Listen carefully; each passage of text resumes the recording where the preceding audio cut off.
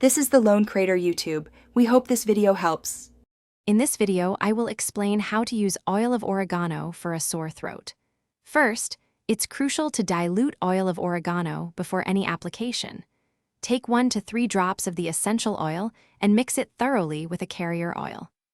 Good options include a teaspoon of olive oil or coconut oil, ensuring it's well blended for safe use. Once diluted, you can apply the mixture externally. Gently rub the prepared oil onto the skin of your neck, directly over the area of your sore throat. Massage it in softly until absorbed. This method can provide soothing relief. You can repeat this application 2 to 3 times throughout the day as needed. For another approach, you can prepare a gargle solution. Add just 1 to 2 drops of oil of oregano to about 4 ounces of warm water. Stir it well, then gargle with this mixture for approximately 30 seconds. It's very important to spit out the solution completely and not to swallow it.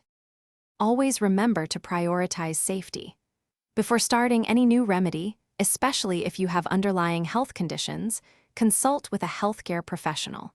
If you experience any irritation or adverse reactions, stop using the oil immediately.